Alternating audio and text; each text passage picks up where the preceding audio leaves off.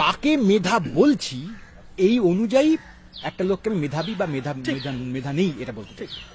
ও এটা বুঝতে পারবে না, ও আর একটা বিষয় বুঝবে যেটা এ পারবে না, ওটা বোঝার মেধা ওর নেই সো কল্ড।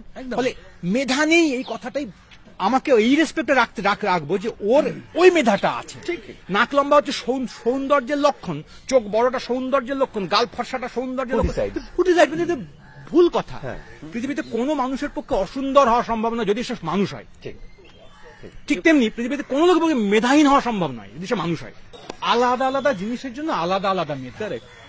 আমি বিশেষ মেধায় পারদর্শী নই মানে আমি পারদর্শী নই, এইটা হচ্ছে ওই খেলা, ওই যে খেলা মানে ওই যে খেলার নিয়ম তৈরি করে দিচ্ছে বাবু আগে যে এইগুলো তো মেধা, আর ও তো পারবে না ওগুলো, আরে পারবে না, ওকে তুই আনছিস কেন খেলায়?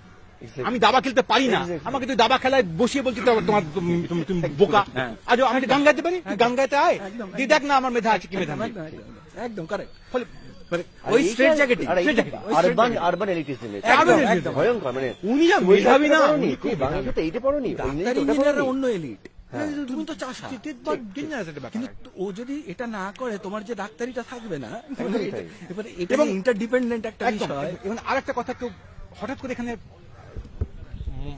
খুব ইন্টারেস্টিং, এখানে বায়োলজি চলে আসবে খানিক। আমি জানি এই তর্ক আমি করেছি বহুদিন। হ্যাঁ, সবটা তুমি সমাজের ঘাড়ে চাপিয়ে দিচ্ছ।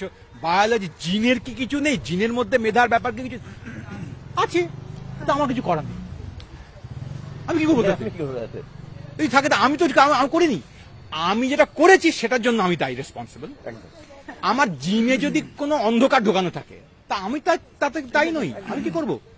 তোমার সরকার, দেশ, তোমার দায়িত্ব যে আমার এই জিনে এই অন্ধকার আছে, ওই জিনে ওই আলো আছে। আলো জিন নিয়ে তুমি কোনো কথাই বলছো না, আধার জিনটা নিয়ে কেউ কথা বলছো। তোমার আলোর জিনের সঙ্গে আমি আমার আধার জিনকে কম্পিট করবো কেন?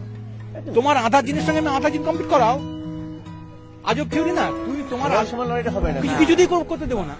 আর যদি জিনে আমার মেধা না থাকে তো ওই মেধা, আমার কোনো দোষ নেই, তার জন্য আমি অসম্মানিত হবো। আমার পরিবারে ডায়াবেটিস জেনেটিক, তো কি করবো? আমি কি করতে পারি?